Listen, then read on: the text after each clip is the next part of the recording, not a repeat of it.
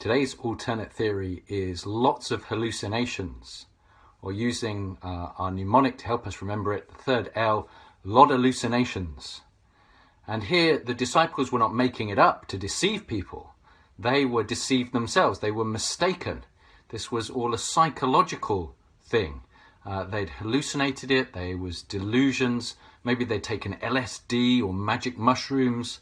Maybe it was a ghost or an apparition. It was all in their minds. It was a psychological episode where their minds created a sensory experience of something that was not really there. So it was an illusion. And this hallucination theory is a very common theory, although it doesn't explain all the facts. It doesn't explain the empty tomb. It's true that during times of grief, people can imagine that they see their departed loved one. And during times of psychological stress, the mind does play tricks on people.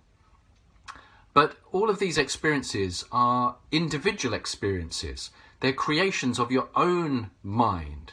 So you see them, but other people cannot see what you're seeing.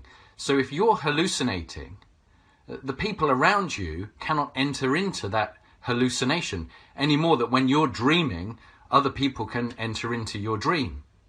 And yet all the resurrection experiences, or at least the vast majority of the resurrection experiences, were group experiences where Jesus appeared to more than one person.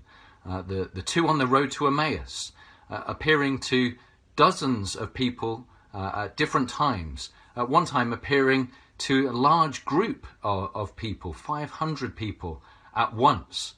And there is no psychological evidence for group hallucinations. Also, these appearances of Jesus were multisensory, whereas often a hallucination is either a visual sensation or an auditory sensation. These were both, which is possible.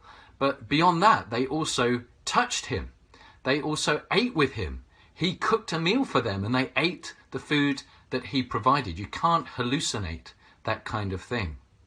And also, they occurred in all kinds of different settings.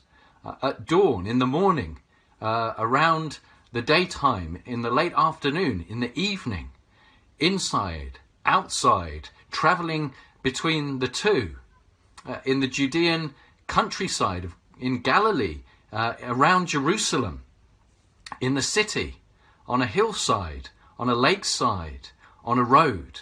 And so again, this different settings explains that it cannot be a hallucination.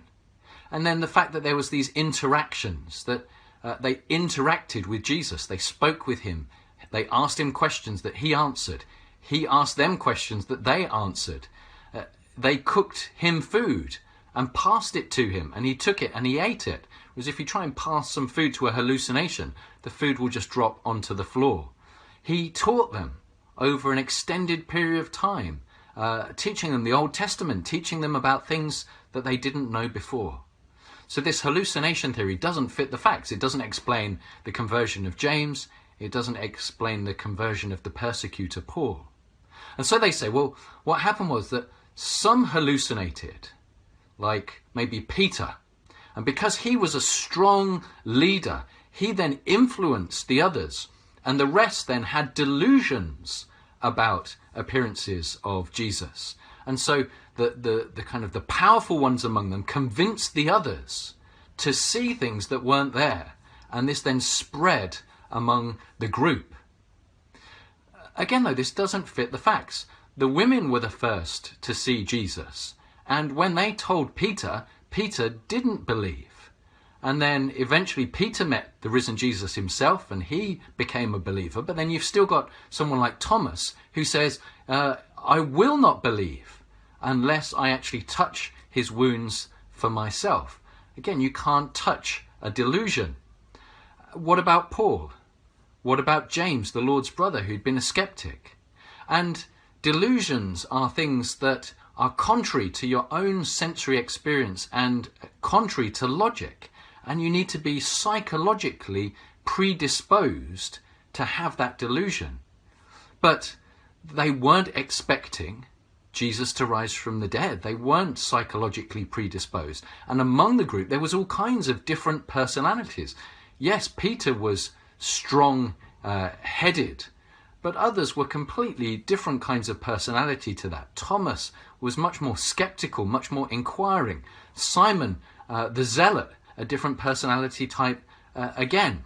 And then this multi-sensory interaction, learning new things from Jesus. Again, none of this fits the delusion theory.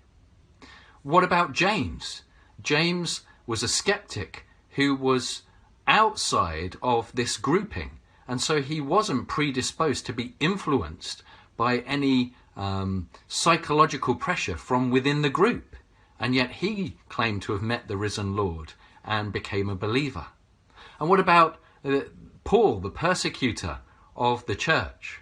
Well, they say he was filled with guilt because of the horrible things he was doing to Christians, and he was under a lot of psychological stress from persecuting them, and he was on a power trip, hungry for authority and influence. And so he had some kind of conversion disorder, some kind of neurological episode, a breakdown, where that explains the blinding light and him falling to the ground. And this caused his mind to believe that he too had seen the risen Jesus, the very one he'd been persecuting.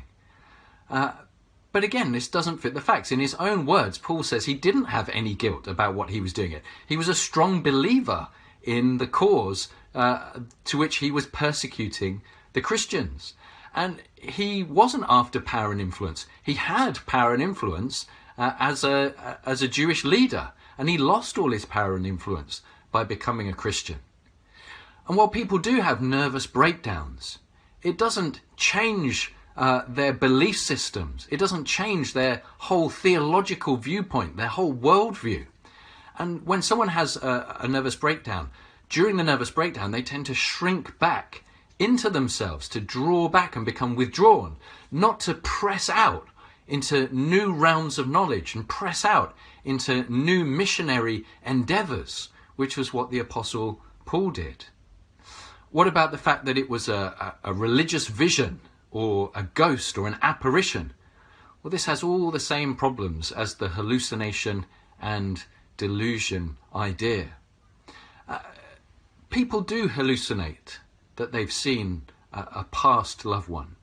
People do have nervous breakdowns. People do have delusions and think that they saw a giant octopus talk to them at sea.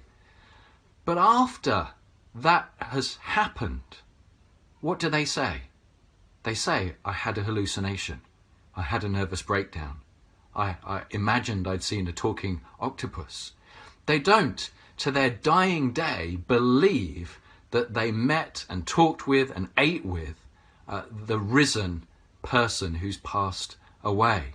And particularly under threat of arrest and of suffering and of death, they would say, well, maybe I made a mistake, maybe I got it wrong.